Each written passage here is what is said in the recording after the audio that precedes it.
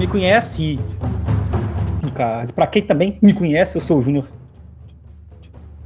Grossi, mais conhecido como Grossi. Essas são as minhas fotos aí que você me acha nas redes sociais, tá bom? Inclusive, todos os slides aqui do lado direito para baixo, você vai ver o meu nick lá do Insta e do caso do Twitter. Fique à vontade para me seguir, por favor. Antes de mais nada, eu sou gago, como todo mundo já sabe, e só ter paciência que no final dá tudo certo. Existe hora que, né, que vai realmente travar, pode ter certeza que vai, mas no fritar dos ovos aí vai dar tudo certo, tá bom? Eu sou o criador do Corcel, que é, na verdade, vamos dizer assim, um conjunto de classes que usa o Eloquent, o ORM do Laravel, para a gente se conectar ao, vamos dizer assim, no caso, ao banco de dados do WordPress. Então você tem um conjunto de classes aí, né, por exemplo, orientação a objetos, sabe, por exemplo, relacionamentos, que é um pouco mais fácil aí de trabalhar. Então você consegue acessar suas informações do WordPress, por exemplo, através de uma aplicação de Laravel, etc. É bastante usado aí. Qualquer coisa pode pegar, mandar o seu pull request que a gente aceita lá, tá bom? Eu sou na verdade, ex-atual organizador do PHP MG, ainda ajudo lá, mas desde que eu me mudei para cá, mais ou menos um ano atrás, é muita coisa, né? Então, acaba que a gente resolve uma coisa ou outra só, mas no ano passado a gente teve um puta evento lá em Belo Horizonte. A gente colocou 150 pessoas, 160 pessoas lá, sabe, no auditório, foi sensacional, sinto saudade demais dessa época aí, né, sabe, de ter, tipo assim, contato com o pessoal, tal, a galera. Se Deus quiser, no ano que vem a gente vai ter essa chance. Sou colecionador de elefantes, inclusive tá aqui. Hoje eu tô com 59 elefantes, 43 únicos. Criei no caso, esse elefante.me junto com o Igor Santos, e a gente tem lá um ranking, né, de todo mundo. Acho que eu tô quarto, quinto lugar, sei lá. E aí tem gente de tudo quanto é país do mundo. Essa foto aí é um pouco mais antiga, se não me engano, tinha uns 30 e poucos, 40 elefantes aí. Esses foram todos que ficaram no Brasil, então existem alguns outros aqui ainda, tá, Amazônia, mas enfim. Sou team lead na Glofox, que é uma empresa aqui da Irlanda. Eu tô com eles há quase 2 anos agora, e na verdade, o que a gente chama de uma Remote First Company, que é uma empresa que você primeiramente trabalha remoto, e né, existem alguns pequenos, vamos dizer assim, por exemplo, escritórios, né, tipo ao longo do mundo aí, no caso, ao redor do mundo, que se você quiser, né, você pode pegar e ficar, etc, mas e a gente está contratando no momento. Eu não sei se o fuso horário do Brasil serve, tem que olhar lá, mas a gente tem muita coisa em PHP, muita coisa em, por exemplo, em Go também, Java, JavaScript, TypeScript, é uma sopa de letrinhas e é muito bacana lá. Então fica a dica. Uma historinha rápida aqui, eu sempre faço isso nas minhas palestras, só para ter uma, né, vamos dizer, uma noção do que aconteceu ao longo dos meus últimos anos. Eu estou aí há 16 anos no mercado aí, e todos os 16 anos com o PHP, e tem muito orgulho disso, porque ele que paga as contas aqui em casa. E eu, na verdade, sou casado, tenho, por exemplo, no caso, por exemplo, são 2 filhos, um casal, e eu estou nessa aí desde 2004, quando eu estava na faculdade de ciência da computação, e eu tive um professor lá, devia de ter os seus 70, 80 anos naquela época, e ele sempre dizia assim, olha, vocês estudam muito, mas muito, porque senão vocês vão acabar trabalhando com web, que não tinha web, né, naquela época direito. Então, eu, graças a Deus, eu não ouvi o que ele tinha falado, e aqui estou até hoje mexendo nessa área, e foi quando comecei também com o PHP. Eu tive uma agência de marketing, propaganda por 9 anos, 2016 me deu a louca e eu falei, vou pegar, sabe, trabalhar para uma empresa de fora aí, né, ver o que eu arrumo, e foi quando eu comecei a ficar remoto, trabalhando para uma empresa americana, e fiquei até 2018, quando eu comecei na Glofox. E 2019, ano passado, eles pegaram e me convidaram para vir para cá, para Irlanda, como falar não, né? E aqui estou eu com o esposo, né, sabe, né, tipo, os filhos, todo mundo aqui, e está sendo uma experiência super bacana. Ok, então, sobre o assunto da palestra, né, que é isso aí que importa no fritar dos ovos, CQRS e Event Sourcing. Antes de mais nada, eles podem ser usados em conjunto ou separadamente, tá bom? Eles não são padrão de arquitetura de software, tá? A gente costuma dizer que eles são algum tipo de design patterns independentes, ou seja, não existe uma categoria que eles se encaixam, né? Então, você pode usar de uma forma independente. Por quê? Porque você não precisa de usar CQRS ou Event Sourcing no seu projeto 100%, entendeu? Você não tem que mudar o seu estilo de arquitetura do seu software. Por exemplo, se você está usando, vamos dizer, Clean Architecture, você não precisa de mudar isso. Por quê? Porque você vai aplicar CQRS ou Event Sourcing em alguns casos de uso que realmente você precisa de usá-los, né? Porque, como tudo na vida, temos prós e contras, né? Então, você pode usar, inclusive, com aquele códigozinho bizarro lá, né, que você rala, e tem sempre existe aquela APIzinha ligada, principalmente no mundo PHP, sempre tem um legadozinho, que eu amo, por sinal, que eu acho que é a chance que a gente, né, tem, assim, de ver como é que as coisas realmente funcionam, e que como a gente pode realmente fazer para mudar aquilo ali, né, em termos de arquitetura de software e tudo, design, né, por exemplo, design patterns. Tá, então eu vou começar primeiro com CQRS ou CQRS, né? Command Query Responsibility Segregation. O que é isso, na verdade? Vamos dizer, segregação de responsabilidade Command Query, algo assim. Significa quebrar a responsabilidade entre leitura e escrita, ok? Quando a gente fala de command, a gente fala de operações de escrita, geralmente. E quando a gente fala query, a gente fala de operações de leitura, tá bom? Então, sempre que eu estiver, no caso, que eu estiver falando aqui command, você sabe que é alguma coisa que muda seu banco de dados. E query você somente consulta, tá? Tudo bem, mas para quê, né, que eu vou usar isso? Principalmente escalabilidade, porque você realmente aumenta a sua performance. E a gente assume aqui, isso é muito controverso, porque a gente assume que todo dado já é obsoleto. Quando você tem uma aplicação pequena, você tem somente, vamos dizer assim, um servidor único, somente um banco de dados único, né? Você não tem, tipo assim, algo igual, vamos dizer assim, um cluster, né?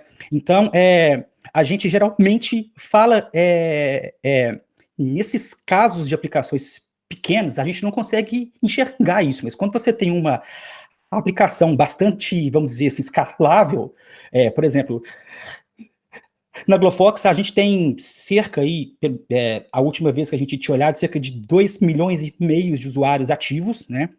E, tipo, né, de norte a sul, de leste a oeste no mundo, aí acho que,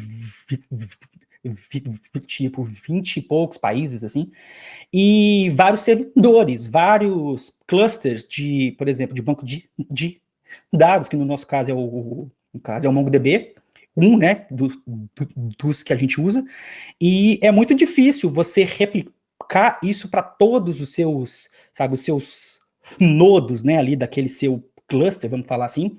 Então, a gente sempre assume que aquela informação, né, que aquele dado, ele já pode não ser 100% atualizado, porque tudo muda e muda muito rápido, tá bom? Então, é isso aí que a gente assume, mas dou total razão que isso é muito controverso, sim, isso mas é como funciona, pelo menos aqui, tá bom? Então, essa vamos dizer assim, um exemplo de uma classezinha controle. Isso aí deve ser muito comum, principalmente para quem tem algum tipo de contato com Laravel ou algo assim. Isso é uma coisa bastante comum, né, de se ver. Você tem diversas actions por controller, que recebe uma request e no fritar dos ovos retorna uma resposta, né? Então, por exemplo, nesse primeiro aqui, eu não sei se quando eu passo o mouse aqui, se vocês conseguem ver. Enfim, A gente cria um usuário, né? E quando a gente cria, a gente espera essa resposta pelo usuário e a gente retorna suas informações na nossa resposta JSON. E do mesmo jeito, quando a gente mostra, né, a gente pega somente o ID, que seja, a gente procura aquele usuário e no fritar dos ovos também retornamos JSON, tá? O que rola? A gente assume aqui que a gente está usando um ORM, que é muito comum, principalmente para quem usa framework, né? E quando a gente fala de ORM, a gente está falando que ele é usado realmente antes e após as operações de banco. Por quê? Eu vou explicar isso aqui. Antes de mais nada, como que fica o nosso banco, né? Tipo, surreal. Por exemplo, leitura, escrita, leitura, aquela sopa de letrinhas. Como que funciona aqui? Vamos colocar que a metade para o lado direito é quando a gente salva, a gente cria esse novo usuário. E a parte esquerda é quando a gente consome. Por quê? Porque isso é feito no mesmo endpoint. Quando a gente cria um usuário e a gente recebe esse usuário de volta, é isso que está acontecendo, né? A gente, por exemplo, chama aqui esse user create, aí, no caso, passa pelo ORM, então tanto de coisa, vamos dizer assim, bacaninha, né, que rola aqui, vai para o nosso banco, e aí rola muita coisa bacaninha, chega no ORM, a gente tem uma representação, né, do usuário, essa representação é de acordo com o banco, né, ou, por exemplo, model, algo assim, e a gente coloca isso em JSON, né, para o nosso client app aqui, que é o nosso caller, que é quem chamou esse endpoint, tá bom? Então, mais ou menos que é isso. Então, CQRS, a gente tem essas duas divisões que a gente vai ter diferentes responsabilidades aqui, tá? E, bom, CQRS, ele é 100% baseado em eventos, tá? Então, quando a gente fala evento, né, isso é uma coisa que tem sido discutido muito aí, é a comunicação assíncrona, né? É onde a gente usa as filas, queues, né?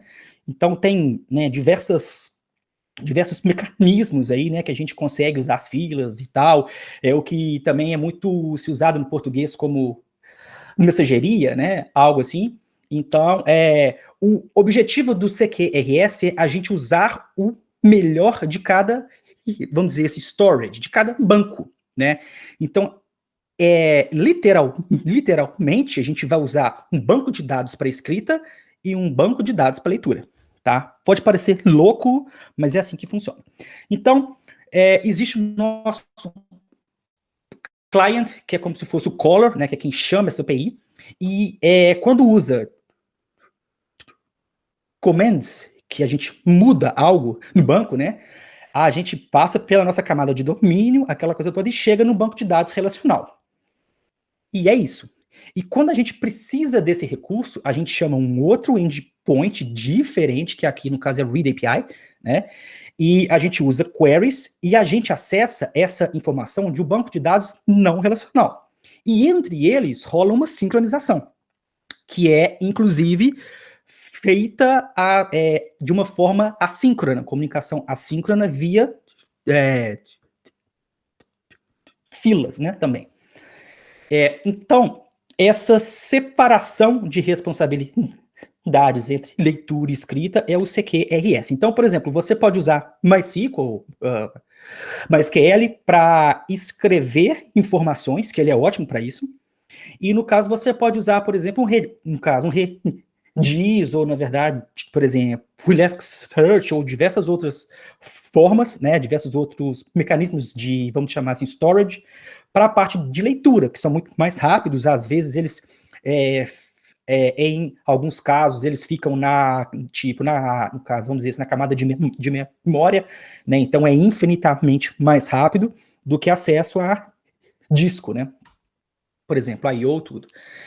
Um conceito bastante importante que a gente vai usar muito aqui é o Command Handler, tá? Que ele geralmente é um design patterns, no caso, né, vamos pegar e vamos falar assim, que é usado para as operações de escrita. Por caso de uso, tá? Então, a gente tem uma classe command para um handler, tá bom? Então, por exemplo, register user command, register user handler. Command a gente usa para levar as informações, tipo assim, os dados, nome do cara, e-mail, etc., para o handler, que é onde fica a nossa lógica. Então, o handler é o que vai falar assim, ok, recebi essas informações do meu command, e eu vou colocar isso no meu storage, no meu MySQL, no meu Postgres, etc, tá bom? Então, como que a gente reescreveria aqui essa nossa ação de registro de usuário, tá?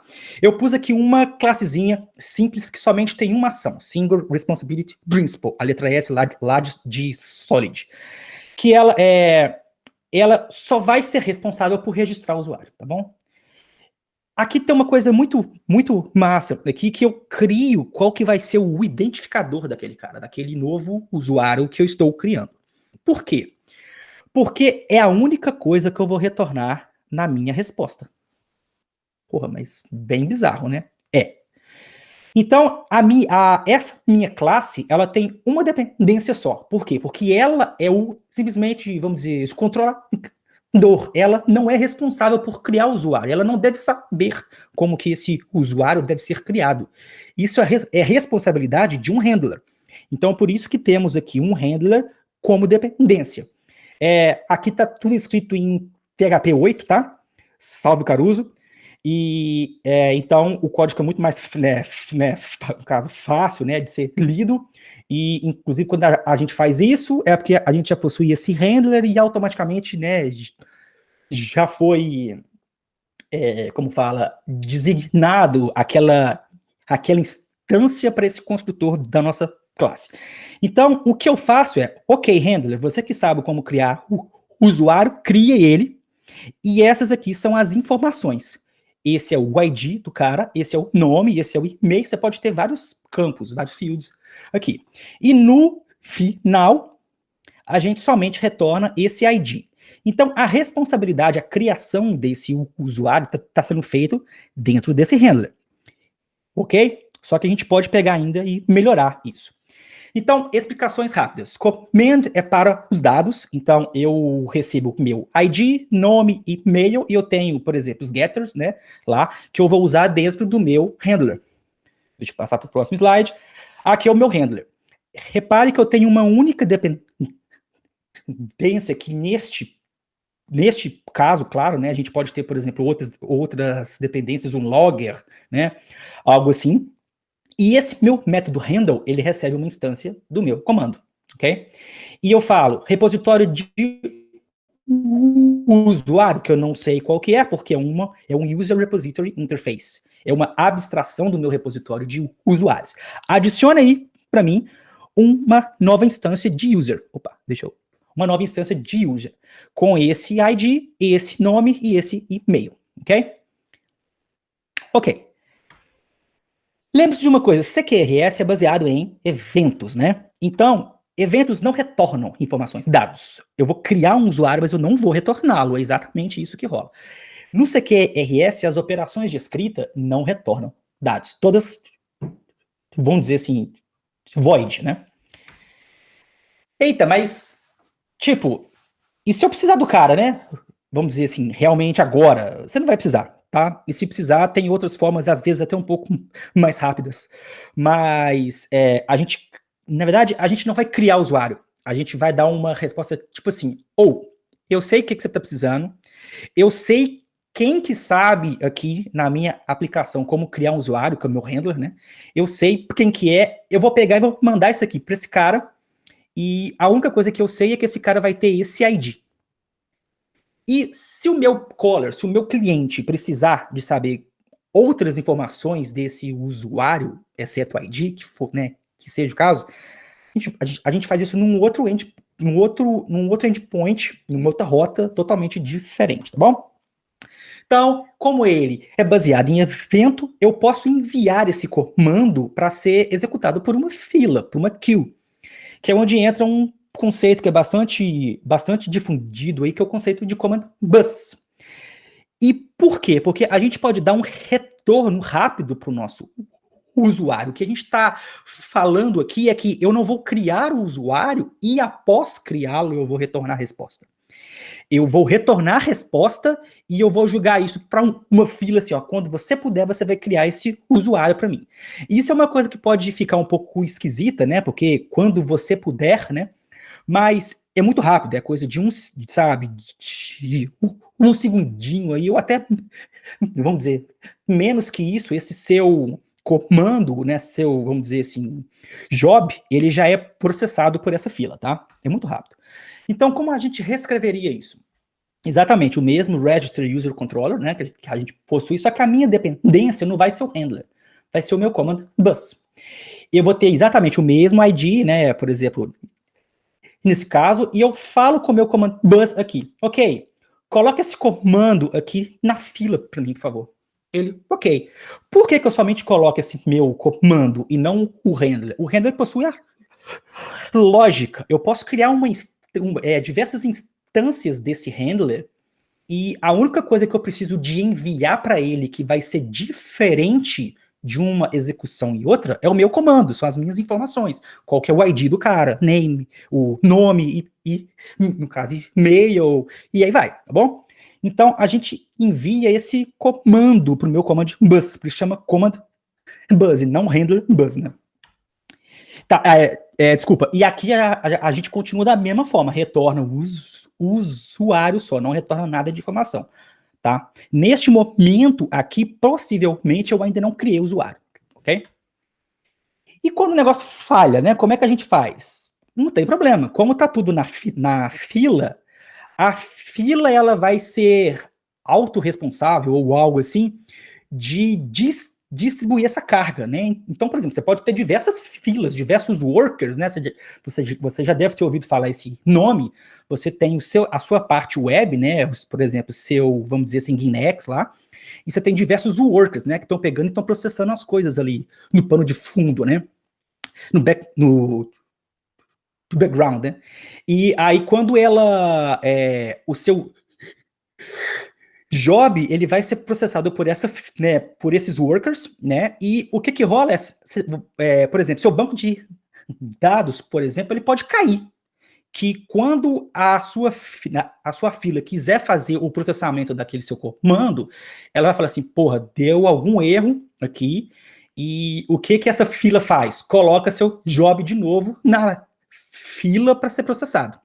Tá bom?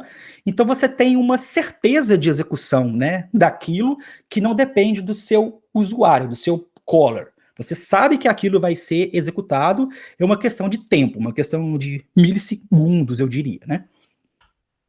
Então, como que as coisas funcionam? Eu tenho esse meu caller, que chama uma requisição via protocolo HTTP, num endpoint específico que eu tenho um handler, uma ação, um caso de uso, que é o registrar usuário. Opa, deu uma cacetada aqui no microfone.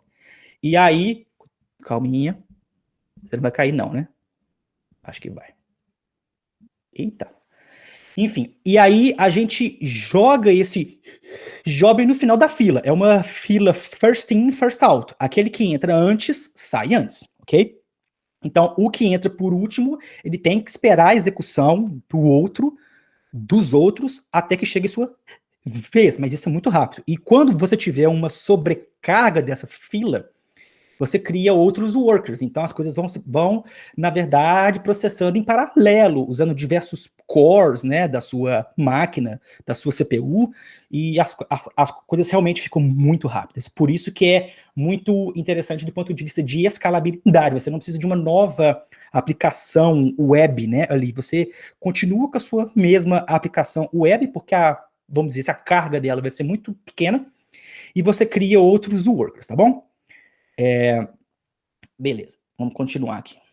Só ver como é que tá aqui os comentários. Tudo certo, show. Beleza, então a gente já falou da parte de, por exemplo, de gravação, né, dessas informações, e a parte de leitura, como que funciona? A parte de query, é o Q lá, a letra Q do CQRS, CQRS. Que é o quê? Eu vou ter uma classe tipo um user finder, assim, claro, né, você ainda vai precisar de um caso, tipo assim, de um controller, claro, Mas ao invés do handler aqui, a gente pode ter esse conceito, por exemplo, de finder. E uma coisa interessante que eu vou explicar depois é que a gente tem uma conexão. A gente não tem repositório, não tem nada disso. Aqui, ó, tá? E o que rola? A gente possui o ID do cara, a gente vai retornar um array. Array, exato. A gente chama essa conexão, lá existe algum find one, algo assim, pode ser tipo assim um redis, né? Algo do tipo, também vai estar por trás de uma abstração, de uma interface, por favor. E a gente usa esse ID e a gente recebe as informações do usuário. Se não rolar alguma coisa, a gente joga alguma exception, mas geralmente a gente retorna essa informação, tá bom? Beleza, mas por que connection, né? Porque a gente não precisa de um repositório ou até mesmo de um ORM. Porque no final, a gente vai retornar JSON. Então, para que eu preciso de falar assim, aqui, me dê as informações do usuário, mas eu preciso de de um objeto, sabe? De uma instância do que representa aquele usuário.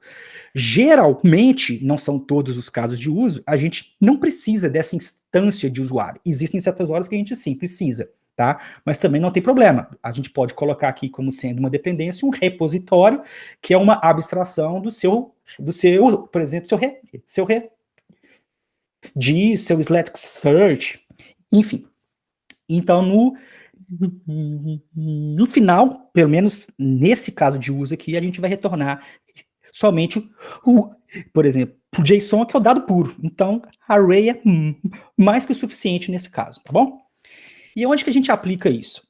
Isso é muito aplicado em alguns casos de uso de microserviços, que é onde existe muita comunicação assíncrona, né? Quando você dá aquele cliquezinho lá para você chamar o seu Uber, cara, você não tem noção do que rola, da quantidade de microserviço, né, que fica lá rodando, joga essa responsabilidade para um outro, aí esse outro joga para mais uns 4, né? Então, isso é muito usado em microserviços, por quê? Porque é fácil de, vamos dizer assim, de melhorar algum caso de uso específico, né? E como o CQRS ele é assíncrono, é muito fácil de usar isso já numa arquitetura de microserviços que usa muito de comunicação assíncrona, tá bom? Outro caso de e outra forma de aplicação é naqueles casos de usos lentos pra caramba que você tem lá, principalmente nos legadão. E você vai ter um grande ganho de performance, porque algumas vezes é tanta coisa que está acontecendo quando você cria algo e você espera aquilo de volta ali, é tanta merda que rola, que você tirar essa responsabilidade, você dividir isso, fazer essa divisão de operação de escrita, né, por exemplo, de leitura, é muito mais simples e o aumento de performance é absurdo. Ok, isso foi CQRS, e agora eu vou falar um pouco de Event Sourcing para vocês, mas antes eu vou tomar uma água porque eu mereço. No Event Sourcing, tudo é evento. Qualquer coisa é evento. Espirrei, evento. E a gente, inclusive, considera eventos mudanças de estado, tá? O que é mudanças de estado? Eu vou explicar um pouco mais para frente, mas eu não consigo, eu tenho que dar, sempre tem que dar, tipo, esse spoiler, né? É quando você está numa situação atual, alguma ação acontece e você foi para uma outra, vamos dizer assim, um outro passo. Você tem uma mudança de estado. A gente grava evento aqui, grava evento aqui. Vou explicar. Vamos pegar um outro caso de uso simplesinho, só para fins didáticos. Mudar o endereço de e-mail de um usuário. Change email handler. Tá? Note novamente aqui o uso do pattern command handler, tá bom? Então, por exemplo, essa aqui é a minha tabela, tá? Sensacional, minha tabelinha lá, que eu tenho qual que é o e-mail do Júnior. E eu falo lá com o meu handler, ok, handler, muda esse meio aqui tá inclusive com PHP 8, named parameters, show. Então eu crio qual que é o meu ID e eu coloco qual que é o meu novo e-mail, ok? Tá, quando eu rodo isso, o que rola? O resultado esperado é que eu vou ter lá naquela minha linha da minha tabela do banco, nome, Júnior, e-mail, @phpconference. Opa, ok, show. Era isso aí mesmo que eu tava querendo. Mas qual que é o problema disso aqui? Você se faz uma simples pergunta: o que que mudou? Por quê? Eu não sei. Eu não sei quantas vezes que o cara mudou o seu endereço de e-mail, eu não sei qual que era o e-mail desse cara antes e qual que quais foram os últimos e-mails, né? E você pode, às vezes, olhar isso se você tiver alguma coisa relacionada com log. E geralmente, para essas ações CRUD, né, a gente não usa. Ou usa, né? Não sei. Então, isso aqui é o Event Sourcing, tá? A gente tem uma representação em forma de dados do que vem acontecendo. A linha do tempo, né? Vamos dizer, essa timeline do que está acontecendo. Aquele cara foi registrado, esse aqui era o seu e-mail antes, né? Então, por exemplo, isso aqui são as informações que eu tinha naquela época, quando rolou aquilo e o que aconteceu. Eu sempre falo que o Event Source é what, when. O que aconteceu e quando aconteceu, tá bom? E eu sei que logo após, alguns dias, 4 dias, né, que se passaram, eu tive um novo evento que foi o usuário foi atualizado. O e-mail do usuário foi atualizado. E qual foi o novo e-mail? Foi esse aqui, jgrossa@phpconference.com.br, ok? Ok, mas por que eu preciso usar Event Source? Mais uma vez, que eu falei lá no começo. Pelo amor de Deus, não vai usar isso na sua aplicação toda, porque vai dar merda. Usa somente em casos de uso que você realmente precisa disso. E você conhece a sua aplicação muito mais do que qualquer outra pessoa. Pelo menos deveria, né? Para que você precisa disso? Para fazer controle de mudanças de estado. Vou pegar e vou explicar para frente. Reescrever a história quando algo der errado, né? Então, aconteceu algo, você quer ver como que era naquele dia específico, naquela hora específica, como que eram as informações daquele usuário, daquela compra, né, naquele determinado momento. E para principalmente tomada de decisões estratégicas. Por quê? Porque a gente salva, né, o comportamento do seu usuário em diversas situações, de acordo com seus casos de uso. Então, você sabe quantas vezes que ele mudou algo, quantas vezes ele fez isso, por que ele fez isso. E então você pode tomar muitas decisões estratégicas com base no comportamento do seu usuário, tá bom? Todos os eventos são escritos no passado. Order paid. A sua order, lá, no caso, ordem, né? Foi paga, tá? E como que isso aconteceu? Primeiro, você adicionou alguma coisa no carrinho, né? Vamos falar assim, por exemplo, item added. Depois adicionou outra coisa, removeu alguma coisa, fez a compra daquelas coisas que estavam no meu carrinho, fez o pagamento daquela compra e a sua compra foi enviada, ok? Tudo isso aqui é o registro passo a passo, tá? Então, mudanças de estado. Eu adicionei um item, depois eu adicionei um outro, e se eu adicionei esse outro, é porque a minha ação de antes permitiu que isso acontecesse. Removi um item, se eu conseguir remover um item, é porque eu pude fazer isso, né? E a gente faz esse registro passo a passo de tudo que aconteceu. Deixa eu ver que horas são, para ver se eu não estou falando demais. Não, acho que ainda rola. Casos de uso, por exemplo, você precisa de arrumar bug, né? Você tem que achar aquele ponto exato da falha, né? O que aconteceu, quando for o caso, óbvio, que que mudou, né? O que foi que mudou, que rolou, vamos dizer assim, que causou esse bug, tá? No caso de microserviço, você pode centralizar suas mudanças de estado, né? Os seus eventozinhos lá, entre serviços. Então, você pode ter um serviço de event sourcing. Olha que louco. Você pode pegar todos os seus serviços e tudo que rola em vários serviços, você joga na mesma centralização ali, no mesmo serviço, que ele vai ser responsável por registrar item a item, tá? E como eu disse para você, quando você precisar de reescrever histórico do seu banco de dados. Literalmente voltar no tempo, né, quando você precisar de arrumar alguma coisa.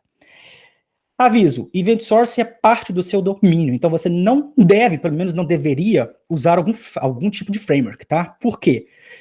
Porque quando você usa, no caso, algum framework, você está colocando coisas de fora na sua aplicação. Como o Event Source ele deve ser feito dentro dos seus casos de uso, isso pelo menos não deveria ser feito com, no caso, com algum tipo por exemplo, de framework. Se você conhece, por exemplo, Clean Architecture, Onion, essas coisas, você sabe que você deve se comunicar com o seu mundo de fora usando abstrações, interfaces, tá? Como referência, por favor, Proof é um ótimo pacote do Composer, né, que faz Event Source como ninguém. Inclusive, ele tem algumas coisas de CQRS, né, e eu uso ele muito para ter uma noção de como as coisas funcionam. Então, use como referência, tá? O seu domínio é só seu, não deve ser de mais ninguém. Uma definição importante que você vai ver muito quando está usando Event Sourcing é o conceito de aggregates. O que é isso? É o que a gente usa para representar o que aconteceu, a mudança de estado. Então, quando você tem item added, item removed, item, ordered, order paid, order shipped, os aggregates, eles vão representar a consistência de um estado, tá? Então, ele que vai falar que se eu fiz o pagamento da minha compra aqui, é porque todas esses outros quatro eventos puderam acontecer. Eles foram validados, né? Regras de validação a nível do seu negócio, né? Do seu business model lá. Por exemplo, um carrinho de compra sempre começa vazio, né? Você não pode começar um carrinho de compra com alguma coisa lá. Não faz meio que sentido, né? Um produto somente pode ser adicionado se ele for disponível, se ele puder ser vendido naquela hora, e ele não pode também passar o número, né, de estoque, a quantidade de estoque que eu tenho daquele determinado produto. Se eu tenho 4, eu não posso adicionar 5 no carrinho. São validações a nível de negócio que são feitas pelos aggregates, tá bom? Então, um exemplo simples, um carrinho de compras, né? Você cria um novo carrinho de compras, você faz as validações aqui. Primeiro, é como se você, no caso, fizesse antes aqui, né? Entre essa linha aqui e essa, você faz as suas validações a nível de aggregates, e aqui você faz o registro daquela ação. Então, você fala, ok, esse carrinho de compras começou, né? Foi iniciado. Quando você adiciona produtos entre uma linha e outra, você vai usar os seus aggregates para fazer suas validações de regra de negócio, e se tiver tudo certo, você vai registrar aquele evento, produto adicionado, por exemplo, adicionado, item added, né, que é do exemplo anterior, tá bom? Mais informações como Event Source funciona nesse link aqui da documentação do Proof. Ele, inclusive, te explica de uma forma muito clara também como funciona CQRS, tá? Então, um resumão rápido aqui, que já está chegando no finalzinho, senão o Anderson daqui a pouco vai me dar um tiro. CQRS, responsabilidades diferentes entre leitura e escrita, é isso que você tem que colocar. Command, handler, command para os dados, handler para as ações, para a lógica, sempre com base em algum evento. Então, você pode usar um command bus que vai julgar aquilo ali para uma queue, para uma fila, tá? E entre um banco de dados e outro, você vai ter um outro jobzinho nessa fila que vai fazer a sincronização entre esses, vamos dizer, bancos, né? No caso, sincroniza os aqui, né? Correção para o próximo. Event Sourcing, registra cada mudança de estado, usando sempre eventos no passado, não se esqueça, eventos mais os aggregates, que é o que vai fazer as validações da sua regra de negócio ali, e você registra sempre um evento com a payload, com um corpo, né, que você representa o quando e o que, é o que eu tinha pego e tinha comentado antes, what, when, na verdade, when, what, né? E você tem o seu histórico de todas as suas mudanças de estado. Isso facilita muito sua vida. Você pode achar que não, mas para alguns casos de uso, isso vai ser show para você, tá bom?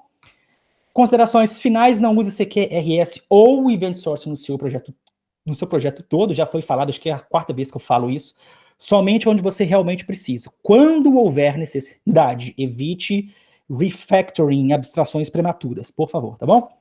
Como começar? CQRS antes, primeiro é muito mais fácil. Fique primeiro familiarizado com o Command Handler e depois você usa Event Sourcing, que ele possui uma curva de aprendizado um pouquinho maior aí, tá bom? Muito obrigado. Essa palestra já está disponível no meu Speaker Deck. Esse é o link. Eu acho que esse QR Code está funcionando, se Deus quiser está.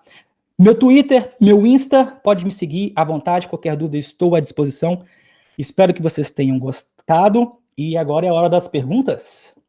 Como é que funciona?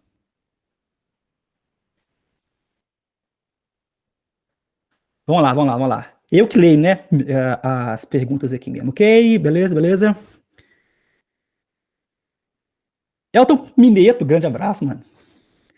Nos comandos do CQRS, como é assíncrono, eu posso ter uma falha na escrita do banco no meio do caminho, certo? A fila vai garantir em alguma hora que aquele job seja processado, mas se o cliente tentar ler nesse meio tempo, não vai encontrar. Como esses casos são tratados? Show, ótima pergunta. Existem as prioridades de fila, né? Então, você pode configurar sua fila com diferentes prioridades de acordo com cada exception que rolou, né? Então, por exemplo, você vai colocar o seu job na fila pela segunda vez, mas ao invés dele ir para o finalzinho, você tem como configurar nível por exemplo, de fila, tudo, inclusive o Redis, acho que faz isso muito, vamos dizer, bem, né? Inclusive, se não me engano, o RabbitMQ também. E você coloca ele, ao invés de colocar lá no finalzinho, você pode colocar para ser o próximo a ser executado, por exemplo, executado. E você pode ter diversos workers e funciona da mesma forma, né? Então, você pode configurar, inclusive, a sua fila para falar assim, olha, você vai fazer a tentativa no máximo 3 vezes. Porque a gente fala isso, mas, vamos dizer, parece que o negócio vai ser uma coisa que é demorada, mas é muito rápido. O ponto de vista da ação do usuário, por exemplo, às vezes, quando ele vai fazer essa requisição para falar assim, eu quero aquele usuário, já foi processado há muito tempo, sacou? Porque é realmente muito rápido, isso depende muito da sua configuração de fila. Mas merdas acontecem, entendeu? Então, você tem que configurar a sua fila de certo modo, a ter cuidado, a criar diferentes prioridades de acordo com sua lógica, né?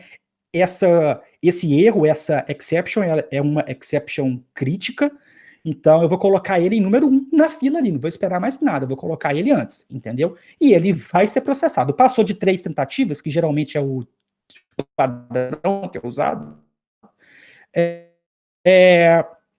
cara, aí você não faz. Aí, por exemplo, você tem diversas outras formas, né? Por exemplo, mas você pode ter uma conexão de WebSockets entre seu front-end e o seu, vamos dizer assim, o seu back, né? Que você fala assim, olha, eu achei que eu ia conseguir criar esse cara, mas rolou alguma merda aqui que eu não sei, né? O que que rola? E geralmente rola muito isso. Por exemplo, Slack usa muito isso. Você envia uma determinada, vamos dizer assim, no caso, uma mensagem, você tem a sensação, em termos de, por exemplo, UX, né, User Experience, de que aquela mensagem foi realmente enviada.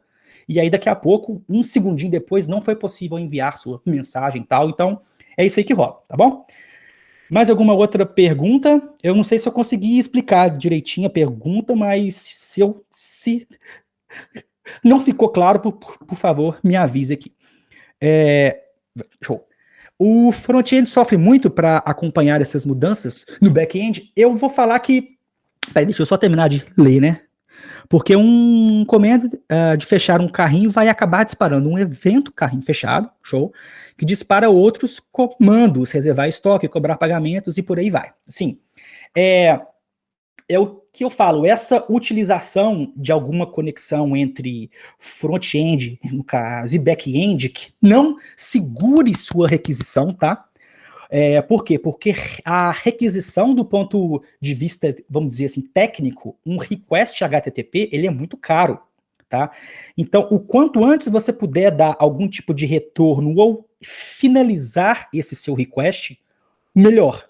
Então, nesses casos, às vezes é muito mais vantajoso usar WebSockets, existem outras, por exemplo, técnicas, a gente usa muito WebSockets nesse caso, que a gente cria essa conexão entre aquele front-end e aquela parte do back-end, né, que é uma requisição, uma comunicação que não custa nada, assim, custa, mas ao se comparar com uma requisição HTTP, infinitamente mais, vamos dizer, barata, né?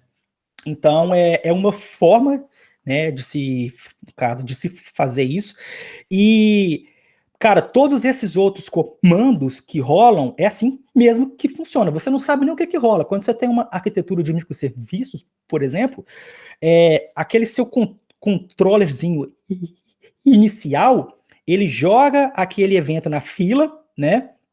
E aquele job na fila, e o que vai acontecer dali, sabe, dali para frente, só Deus sabe. Você pode chamar outros microserviços que vão chamar outros e que, inclusive, pode ter entre eles uma comunicação síncrona. Você pode ter um outro microserviço que vai ser com uma interface, por exemplo, HTTP, ou, por exemplo, gRPC, gRPC, né, que é síncrona, você envia e você espera aquela resposta, né, de algo. Então, rola.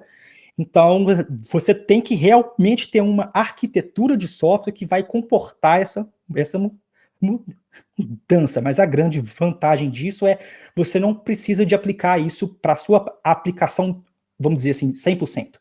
É para aquele caso de uso onde você realmente vai ter algum tipo de ganho de performance.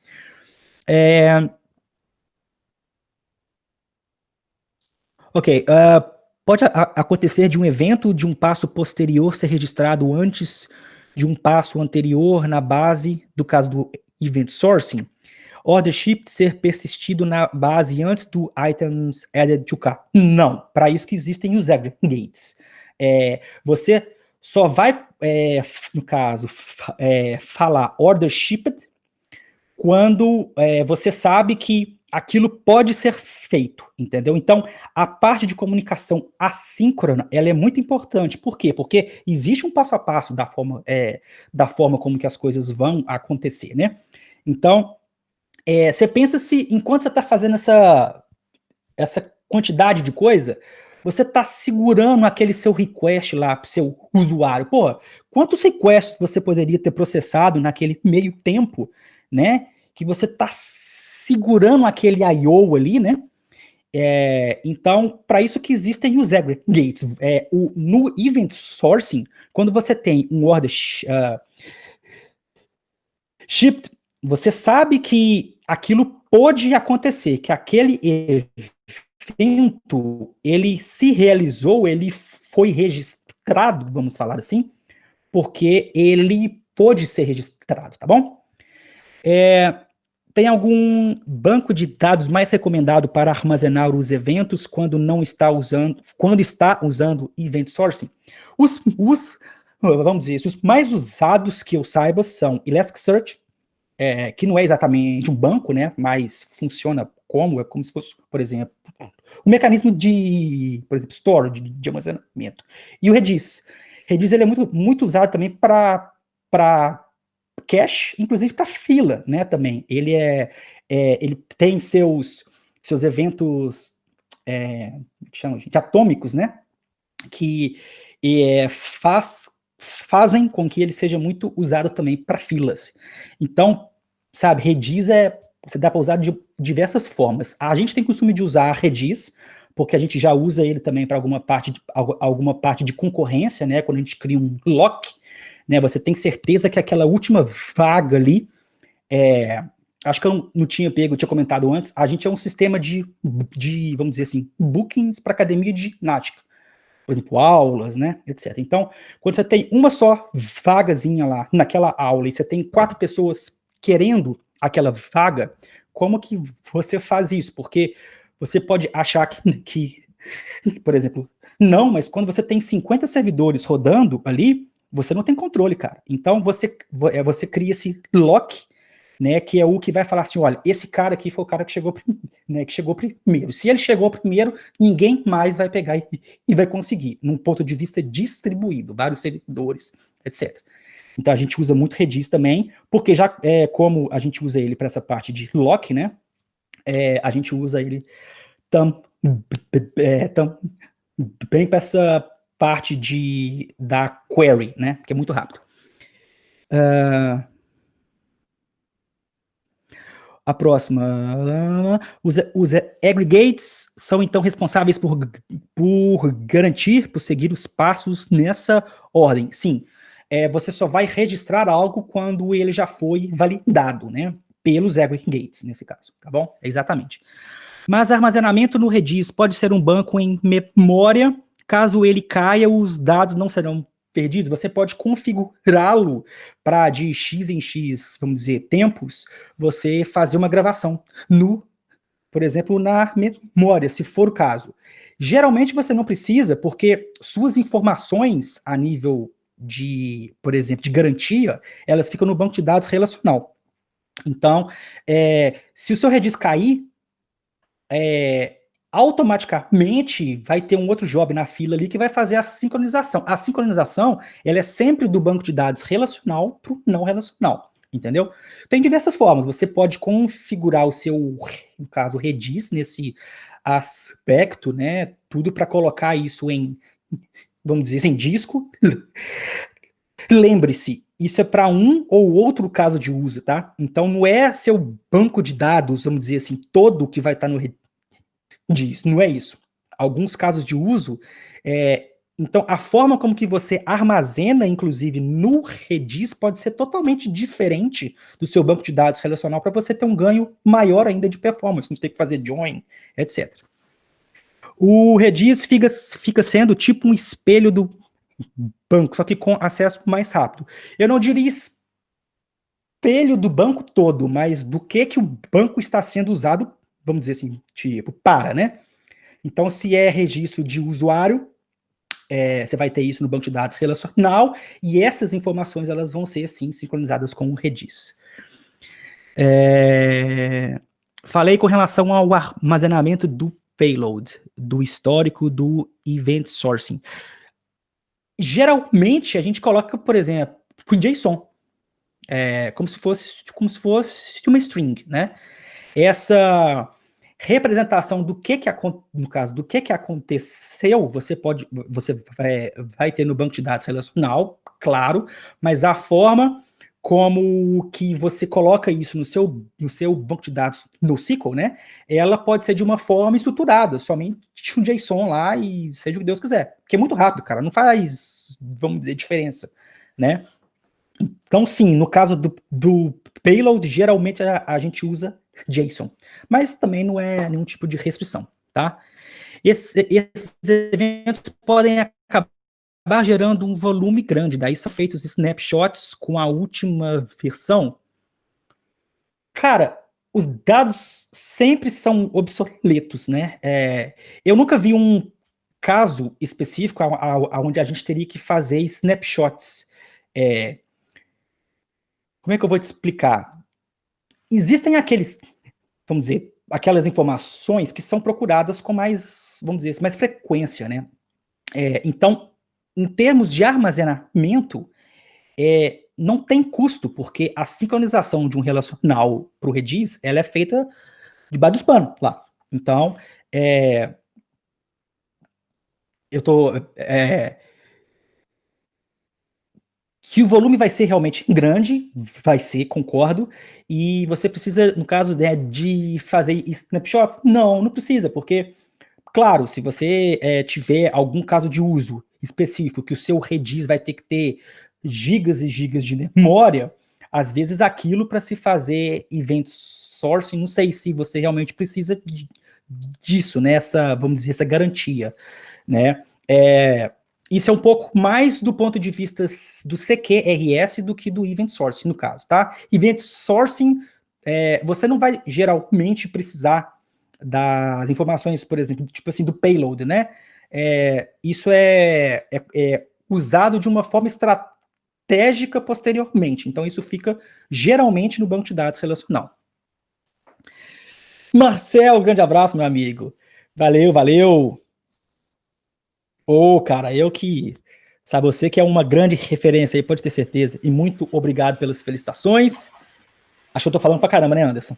Oi, Júlio, beleza? Não, cara, tá tranquilo. Estamos no tempo. Eu vi que as pessoas já perguntaram, terminamos na hora. Alguma consideração final? Cara, eu mais uma vez queria dizer que eu estou muito feliz de estar aqui hoje.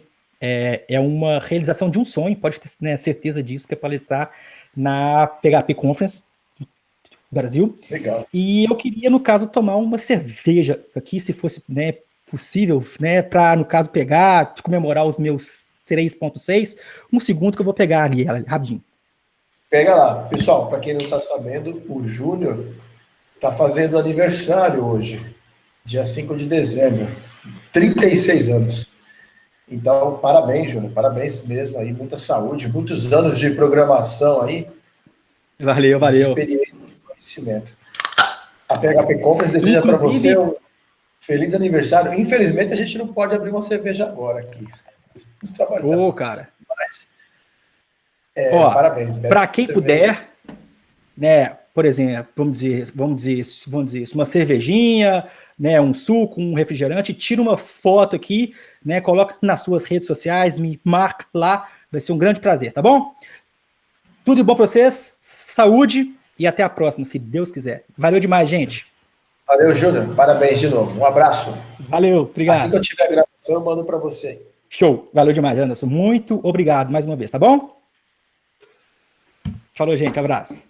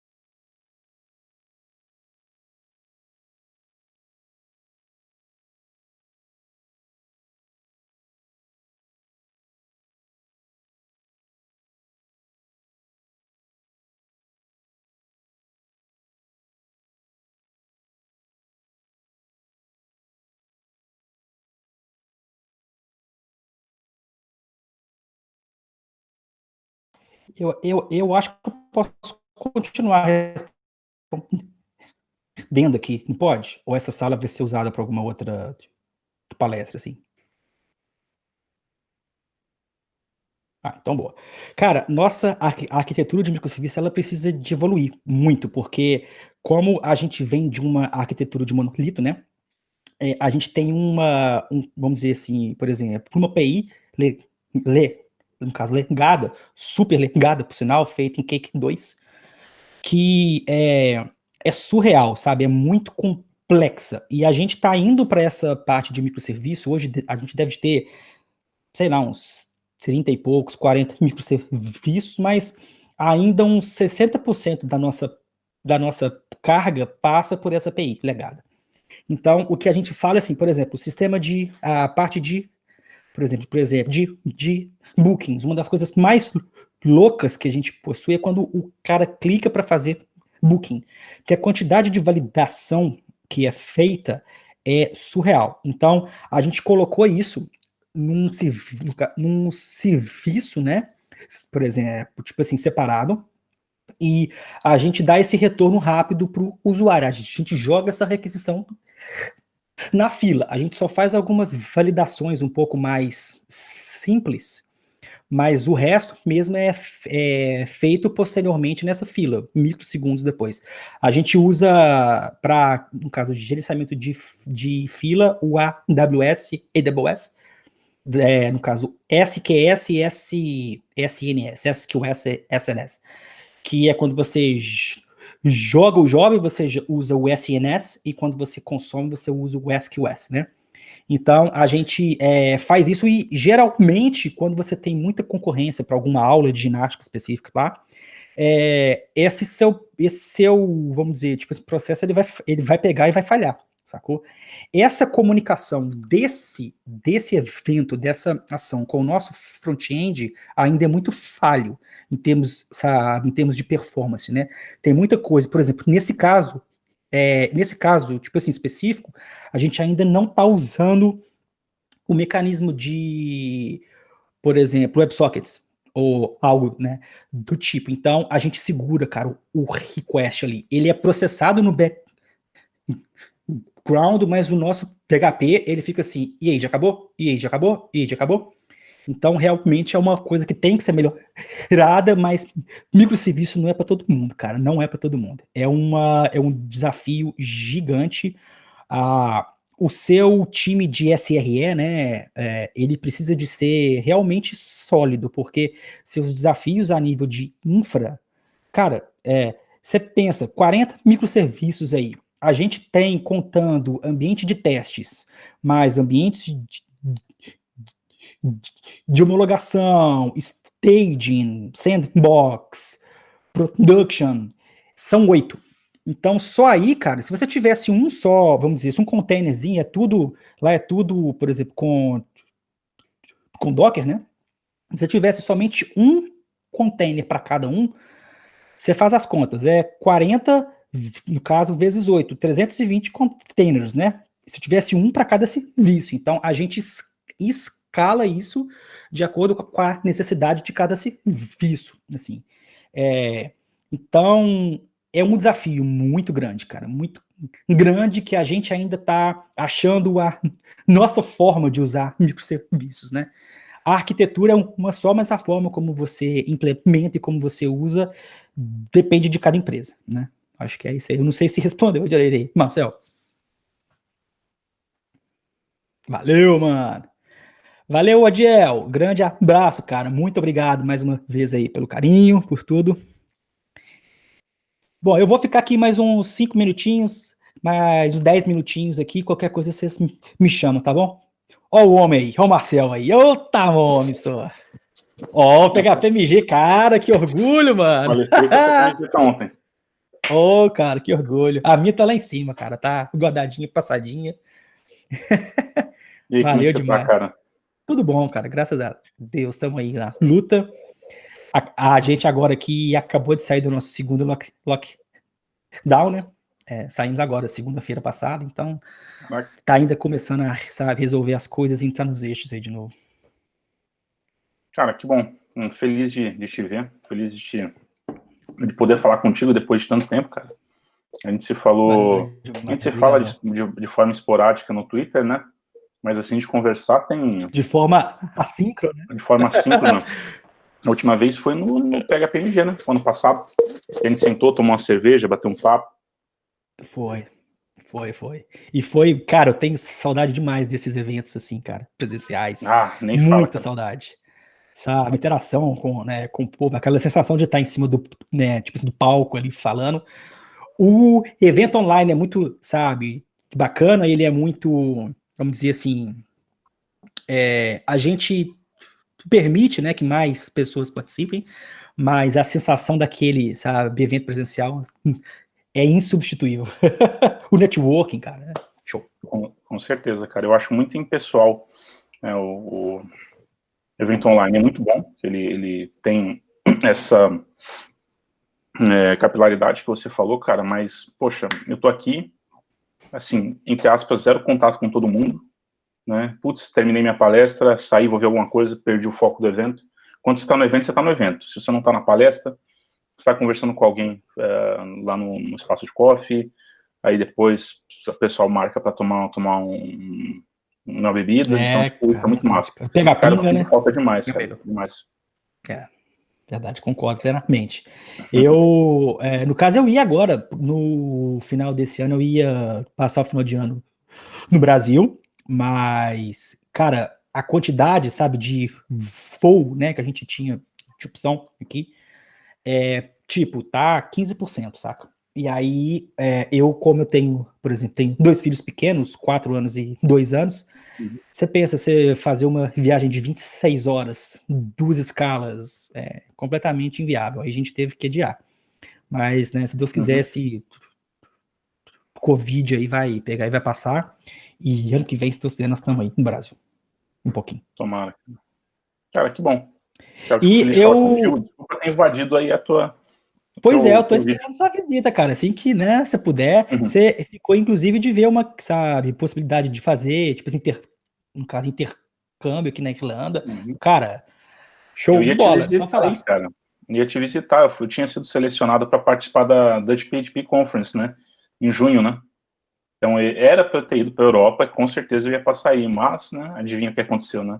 Coronavírus. Aí jogou uma areia em tudo. Mas que bom, cara. Pô, fico feliz. Um abraço para você e para sua família. Comemore seus 36 anos. Essa sua felicidade. E as portas aqui estão sempre abertas, tá? A hora que você quiser, você só avisa aqui que tem colchão, tem cama, a gente resolve. Cara, pode deixar, cara, pode deixar. E no geral aí, como é que tem sido a vida em relação aos brasileiros aí que foi para aí, Bruno, Jussi, tá sendo bacana? Cara, eu tive com eles num dos meetups do PHP Dublin, que foi quando eu fiz o network, né, no caso, tipo, com o pessoal, inclusive no próximo evento eu dei uma palestra no meetup, só que já foi online já. A Jussi, ela teve aqui em casa, passou um final de semana com a gente aqui, alguns meses para trás, ela, o Rafa, com o marido, né, no caso dela, o filho dela, o Dani, né, também, né, ficaram aqui de um sábado para um domingo, assim, foi do caramba. Choveu o tempo todo, mas que foi legal, a gente comeu pra caramba, foi massa, muito massa. Ah, cara, que bom. Eu fico aqui a cerca de 2 horas por exemplo, de Dublin, né? Eu tô numa cidadezinha pequena mesmo, interior. Tem 80 mil pessoas aqui na cidade, mas com a infraestrutura de uma Dublin. Tá vindo. E eu, como trabalho remoto, para mim faz diferença. Aqui, inclusive, tem um escritório da empresa aqui, que de vez em quando eu ia para lá, né? Ficava eu e um outro cara. Esse outro, no caso, o cara era o antigo CTO, que agora é o Chief Product Officer agora. E aí, de vez em quando, a gente encontra lá no escritório, mas fica eu e ele só, saca? Por exemplo, tem outras pessoas aqui, ou numa cidade perto de Galway, que é onde eu moro, mas eles ficam em casa, então a gente encontra, né, geralmente, assim, quinta-feira, tipo, quando pode, toma uma vamos dizer, um pub, logo após, né, expediente, e depois nós vamos embora para casa. É a vida difícil demais, difícil. E como é que foi para acostumar aí de BH para aí? Eu acho que a única coisa difícil de acostumar é o clima. Uma coisa que me superou muito foi a hospitalidade dos irlandeses. Eu achei que eles eram pessoas um pouco mais frias. Cara, os caras são, sabe, totalmente, tipo assim, calorosos. Eles ficam felizes de ver quando, sabe, chega alguém de fora. É uma Eles chamam satisfação. você Assim, para tomar um cafezinho na casa deles? Oi, como é? Eles te chamam para tomar um cafezinho com eles? Vem cá tomar um cafezinho aqui com a gente? Pãozinho de queijo? Nesse aspecto não. Eles fazem de queijo, e inclusive a minha esposa faz pão de queijo aqui, né, para pegar para vender tudo. Geralmente os nossos clientes são brasileiros, aqui tem muito brasileiro, cara, muito brasileiro, muito mesmo. Grande parte do nosso ciclo de amizades, assim, é com pessoas que são brasileiras e que têm filhos, né, que acaba que é isso que rola. Mas é muito bacana, assim, e geralmente, por exemplo, a minha esposa, ela tem muitas amigas que são casadas com irlandeses. A gente esse ano vai, inclusive, a gente vai passar o Natal na casa de uma família, que vão ser 4 brasileiras, todas elas, exceto a minha esposa, casada com irlandeses, e no caso, tipo assim, por exemplo, um casal de filhos, cada um. Então são 8 crianças, imagina que confa que vai ser, né, bicho? Aquela gritaria horrorosa. E aí eu fico conversando sabe, com os irlandeses, cara. É sabe, uma troca do caramba. Porque você passa perto com inglês. Você acha que não? Por exemplo, eu tenho vocabulário de tecnologia, sacou? Aí você entra numa roda lá, né? Pra você, né, você pegar e você conversar de alguma coisa. Eles estão conversando de carro. E aí o cara fala, não, porque o volante do carro, sabe? Tipo, essa embreagem. Cara, o vocabulário já foi, velho. Eu não sei falar, não. Aí eu não, porque é aquela coisa que, né, que você usa para fazer assim no carro, o cara, isso aqui. Isso, é isso aí. Aí você já pegou, né, sabe, já pegou e já aprendeu uma palavrinha. Aí você sai com um para fazer alguma compra no supermercado, ele vai comprar uma coisa que você não sabe o que que é. O que que é isso? Aí você, cara, gesto ajuda, uma coisa que você faz assim, que você roda, aí você explica. Isso é Celular isso, aí também você, ajuda, pronto, né? já sei o que que é isso. Celular também ajuda, busca, mostra a foto. Ajuda muito para fazer, por exemplo, compras. Eu fui fazer compra por exemplo, de band-aid, né? Pra você colocar no machucado, que eu achei que era, por exemplo, um caso que era band-aid igual é também nos Estados Unidos, né? Geralmente eles conseguem pegar e entender. Aí eu cheguei lá, né? Você tem band-aid, a moça, band-aid? Band-aid, aquele negocinho. Aí ela, what's band-aid? Aí eu tentei explicar para ela, quando você é, por exemplo, né? Você se machuca, corta, você coloca alguma coisa em cima, assim. Ela, plastics. Plastics? Merda é essa? Aí aqui chama, no caso, plastics. Então, tipo, por exemplo, cotonete. Eu tive que pôr a foto, saca? Né, eu fui lá, coloquei cotonete, isso aqui. Eu até esqueci como é que fala, cara, não sei até hoje. Eu só olho, já que eu sei que seção que é, né, compro, porque é muita informação, véio. Isso aí é só devagarinho. Porque você vir para você passear é muito diferente, né, de você vir para você, sabe, você morar, você passa aperto, velho. Passa aperto, cara. Por exemplo, pra você comprar carro, puta merda, velho. Pra você conversar com o mecânico do carro, para ele fazer uma avaliação do carro, como é que você fala? Is it okay? É a única coisa que você pode perguntar. Então, sabe, esses, né, tipo assim, desafios, eu acho que é isso que vale a pena, assim, saca? Você fala, pô, bicho, o que que eu era um ano antes, o que que eu sou hoje, né? Você absorve muita coisa. E é desafio Muito atrás de show. desafio. Muito show. Mestre, vai curtir seu aniversário então? Muito Vou bom lá tomar conversar outra. contigo. Essa aqui já tá quase terminando. Já. E, Valeu cara, a demais gente se aí, fala cara. aí numa outra ocasião. Cara, Fechou. Combinado. Mais uma vez aí para todo mundo aí, muito obrigado. A gente tem ainda 16 pessoas, né, na sala e valeu demais, gente. Muito obrigado mais uma vez. E se Deus quiser, a gente se encontra aí, sabe, nas caminhadas. Qualquer dúvida, sugestões, pode me mandar mensagem, não tem problema nenhum, né? Sempre que for possível eu respondo e eu sempre respondo, né? Faço o possível. E podem ficar à vontade, à vontade. Quem é iniciante, não fica nessa aí de que não, eu não vou, né, fazer contato. Todo mundo já foi iniciante um dia, não se esqueça. E se não, eu devo muito a algumas pessoas que me ajudaram no começo de carreira, né, que eram espelhos para mim, continuam sendo, né, ótimas referências. E qualquer dúvida pode chamar, estou aí à disposição, tá bom? Muito obrigado e até a próxima, se Deus quiser.